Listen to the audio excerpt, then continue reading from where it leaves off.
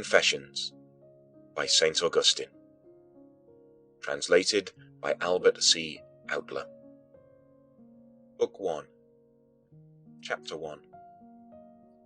Great art thou, O Lord, and greatly to be praised. Great is thy power, and infinite is thy wisdom. And man desires to praise thee, for he is a part of thy creation. He bears his mortality about with him, and carries the evidence of his sin and the proof that thou dost resist the proud. Still he desires to praise thee, this man who is only a small part of thy creation. Thou hast prompted him, that he should delight to praise thee, for thou hast made us for thyself, and restless is our heart until it comes to rest in thee. Grant me, O Lord, to know and understand whether first to invoke thee or to praise thee, whether first to know thee or call upon thee. But who can invoke thee, knowing thee not? For he who knows thee not may invoke thee as another than thou art. It may be that we should invoke thee in order that we may come to know thee.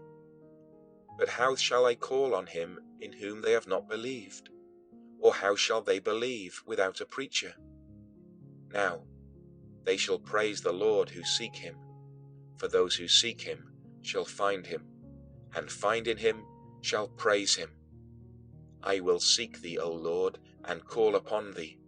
I call upon thee, O Lord, in my faith which thou hast given me, which thou hast inspired in me through the humanity of thy Son, and through the ministry of thy preacher. Chapter 2. And how shall I call upon my God and my Lord? For when I call on him, I ask him to come into me. And what place is there in me into which my God can come? How could God, the God who made both heaven and earth, come into me? Is there anything in me, O Lord my God, that can contain thee? Do even the heaven and the earth which thou hast made, and in which thou didst make me, contain thee? Is it possible that since without thee nothing would be which does exist, thou didst make it so that whatever exists has some capacity to receive thee? Why then do I ask thee to come into me, since I also am, and could not be if thou wert not in me? For I am not, after all, in hell, and yet thou art there too, for, if I go down into hell, thou art there. Therefore I would not exist. I would simply not be at all, unless I exist in thee, from whom and by whom and in whom all things are. Even so, Lord, even so.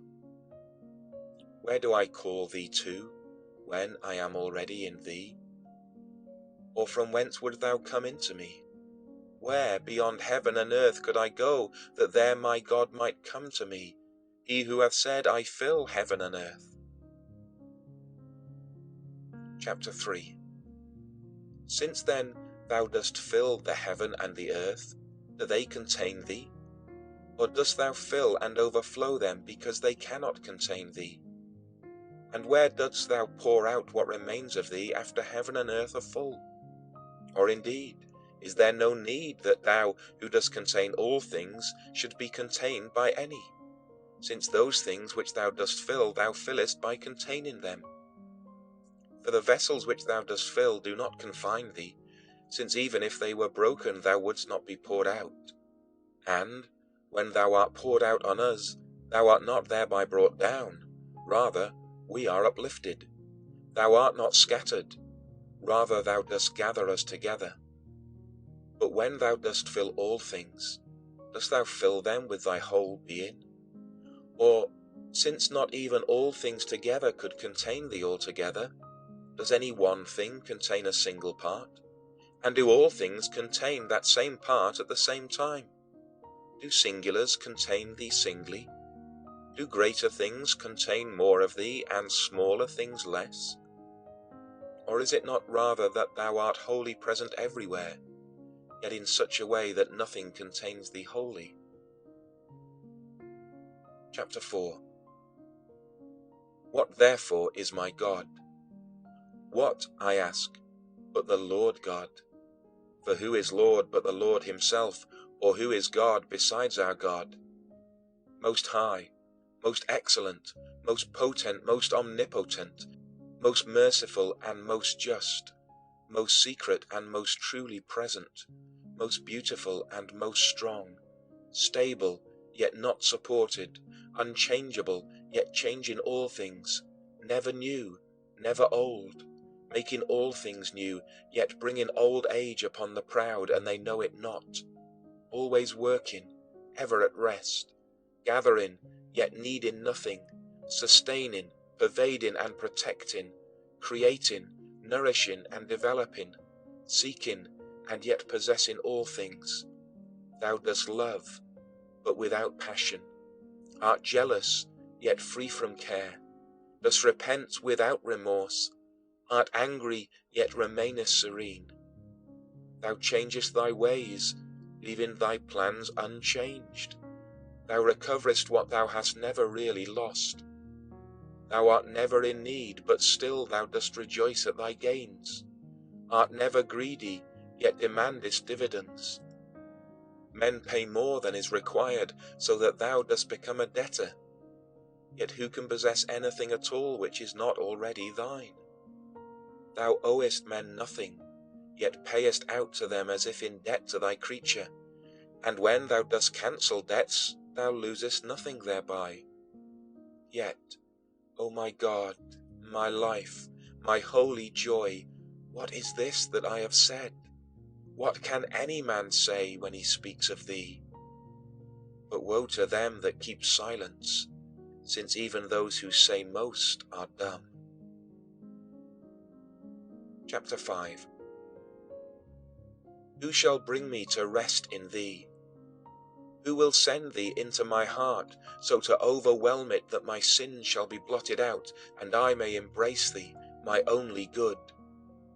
What art thou to me? Have mercy, that I may speak. What am I to thee, that thou shouldst command me to love thee? And if I do it not, art angry and threatenest vast misery. Is it then a trifling sorrow not to love thee? It is not so to me. Tell me, by thy mercy, O Lord my God, what thou art to me. Say to my soul, I am your salvation. So speak, that I may hear.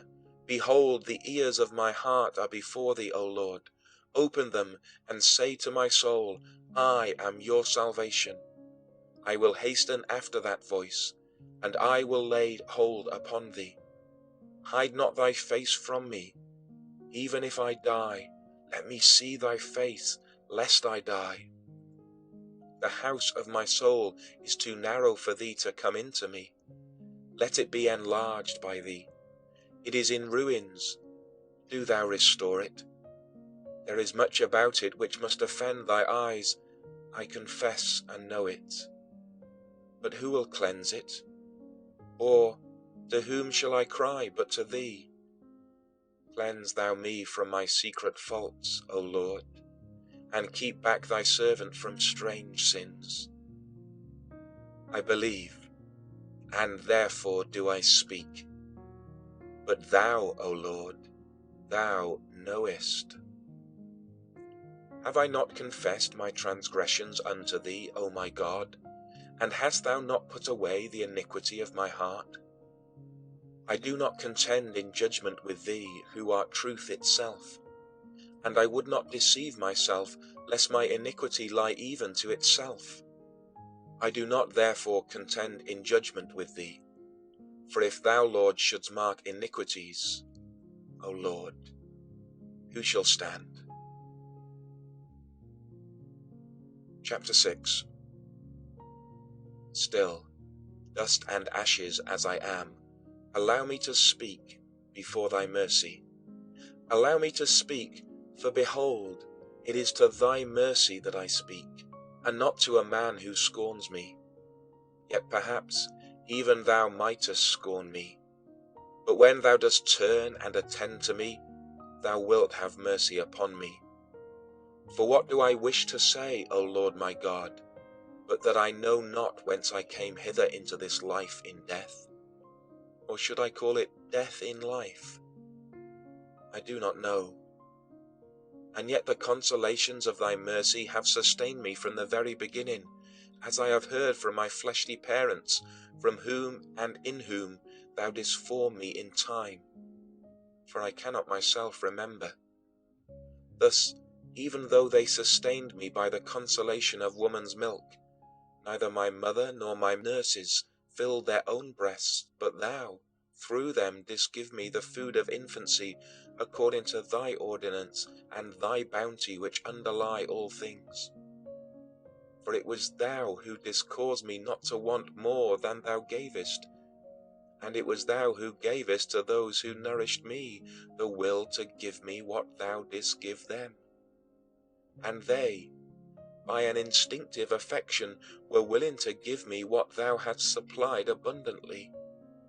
It was, indeed, good for them that my good should come through them, though in truth it was not from them, but by them. For it is from thee, O God, that all good things come, and from my God is all my health. This is what I have since learned, as thou hast made it abundantly clear by all that I have seen thee give, both to me and to those around me. For even at the very first I knew how to suck, to lie quiet when I was full, and to cry when in pain. Nothing more.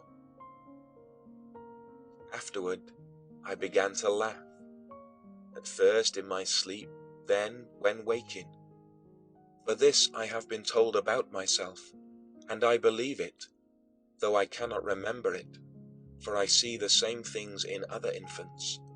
Then, little by little, I realized where I was, and wished to tell my wishes to those who might satisfy them, but I could not. For my wants were inside me, and they were outside, and they could not by any power of theirs come into my soul.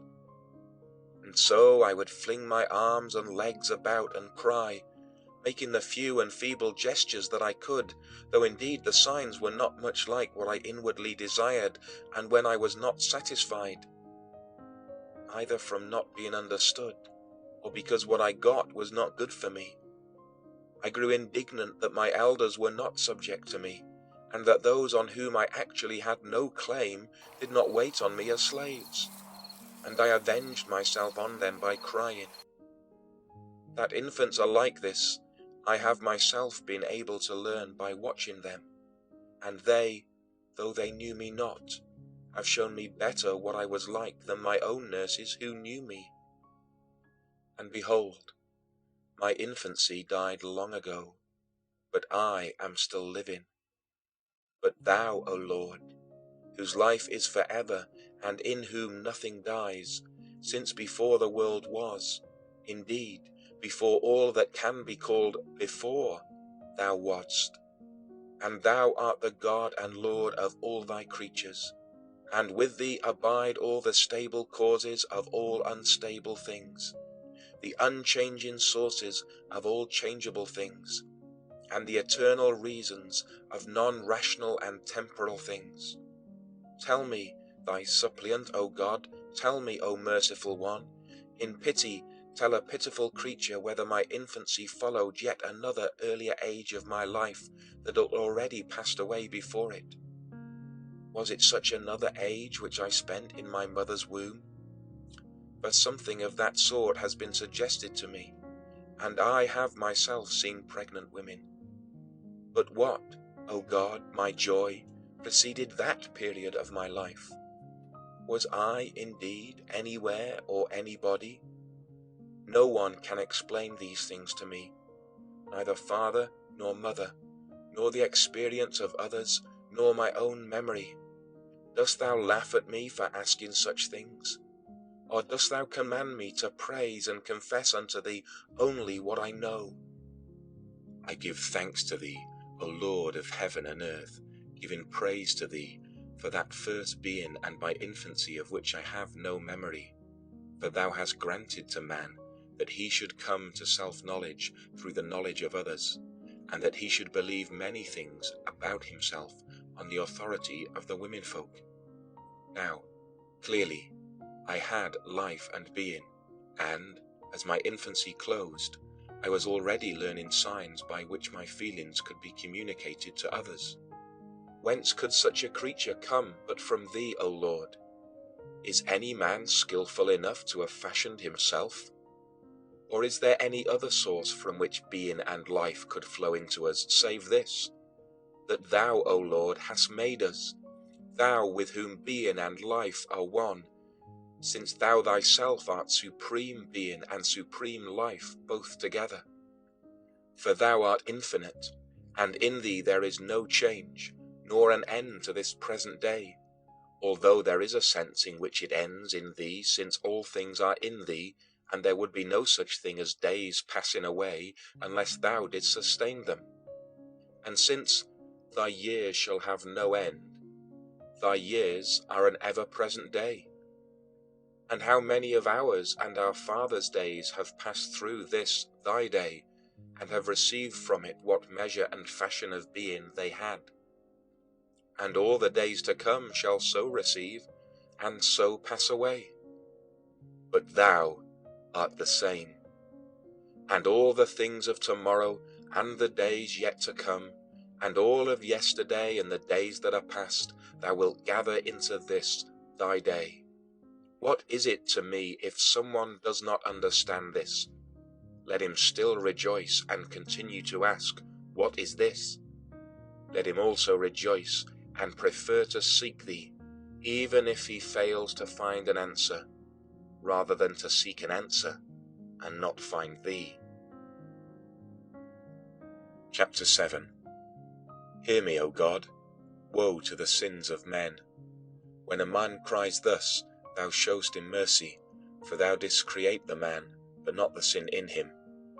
Who brings to remembrance the sins of my infancy? For in thy sight there is none free from sin, not even the infant who has lived but a day upon this earth. Who brings this to my remembrance? Does not each little one, in whom I now observe what I no longer remember of myself? In what ways, in that time, did I sin? Was it that I cried for the breast? If I should now so cry, not indeed for the breast, but for food suitable to my condition, I should be most justly laughed at and rebuked.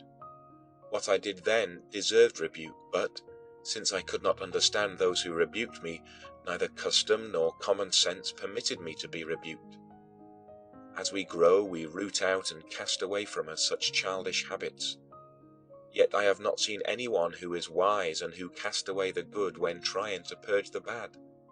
Nor was it good, even in that time, to strive to get by crying what, if it had been given to me, would have been hurtful, or to be bitterly indignant at those who, because they were older, not slaves either but free, and wiser than I, would not indulge my capricious desires.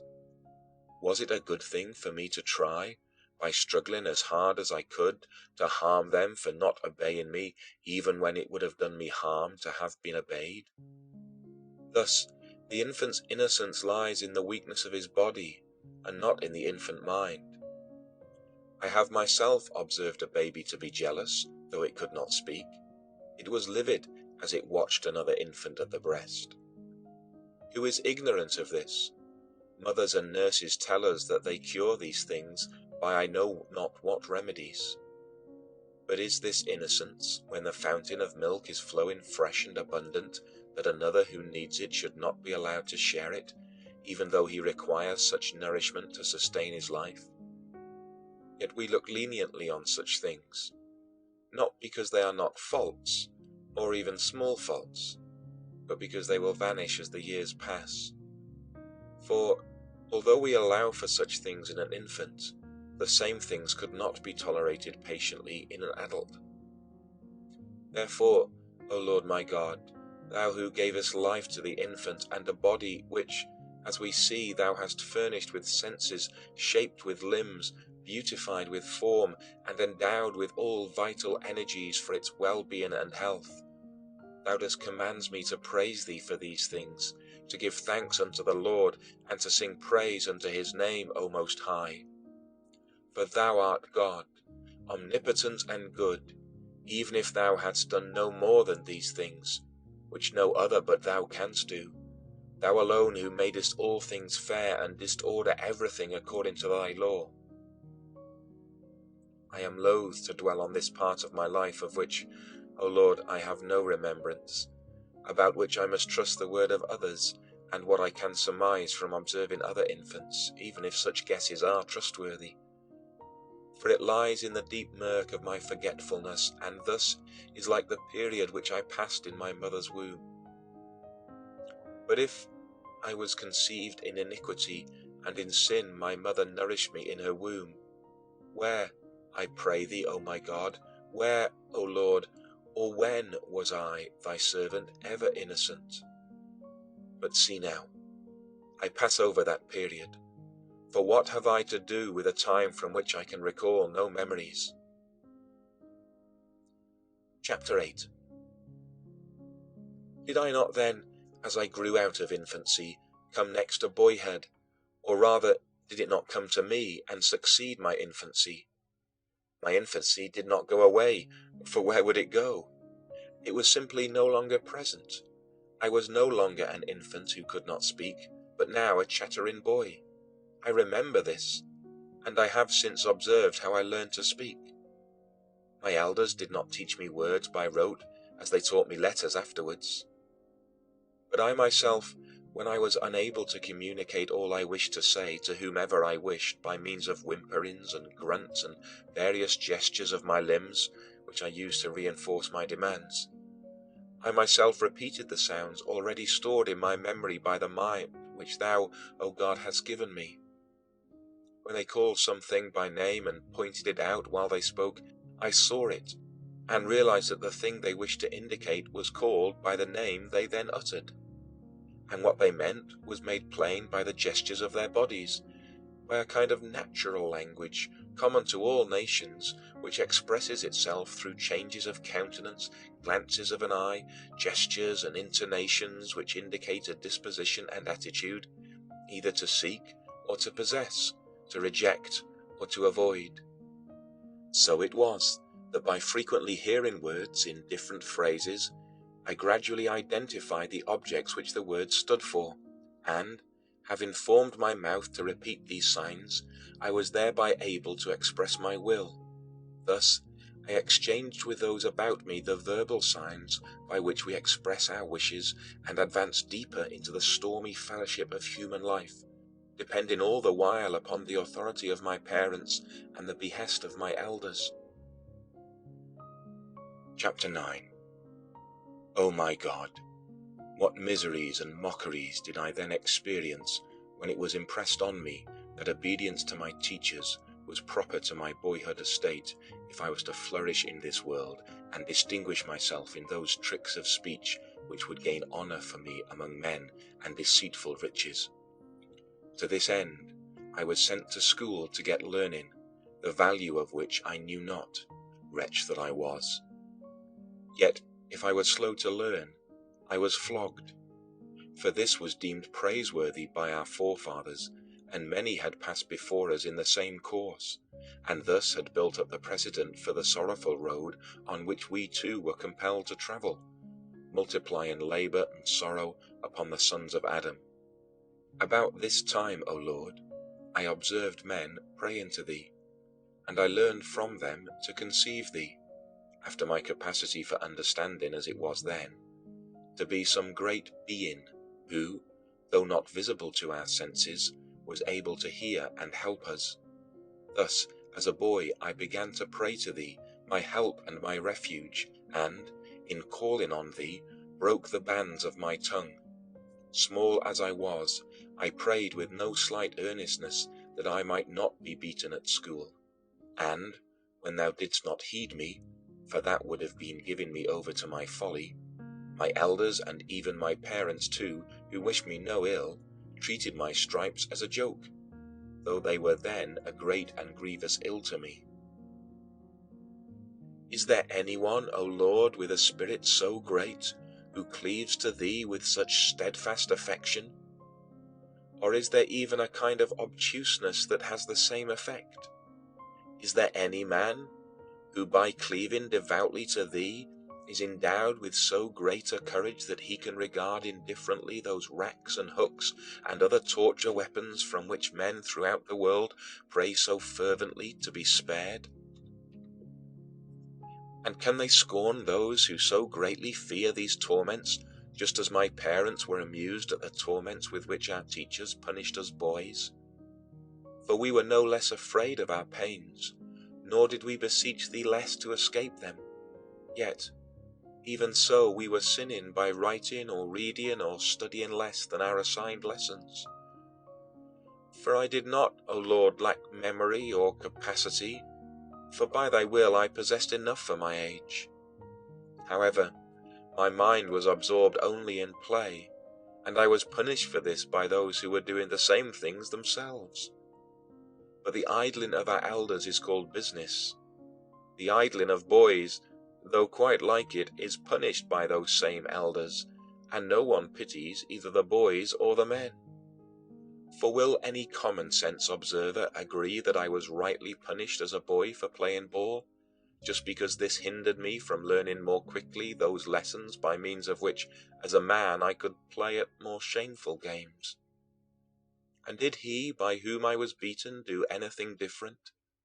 When he was worsted in some small controversy with a fellow teacher, he was more tormented by anger and envy than I was when beaten by a playmate in the ball game. Chapter 10. And yet I sinned, O Lord my God, thou ruler and creator of all natural things, but of sins only the ruler. I sinned, O Lord my God, in acting against the precepts of my parents and of those teachers. For this learning which they wished me to acquire, no matter what their motives were, I might have put to good account afterward. I disobeyed them, not because I had chosen a better way, but from a sheer love of play. I loved the vanity of victory. I loved to have my ears tickled with lying fables, which made them itch even more ardently, and a similar curiosity glowed more and more in my eyes for the shows and sports of my elders. Yet those who put on such shows are held in such high repute that almost all desire the same for their children. They are therefore willing to have them beaten, if their childhood games keep them from the studies by which their parents desire them to grow up to be able to give such shows. Look down on these things with mercy, O Lord, and deliver us who now call upon thee. Deliver those also who do not call upon thee, that they may call upon thee, and thou mayst deliver them.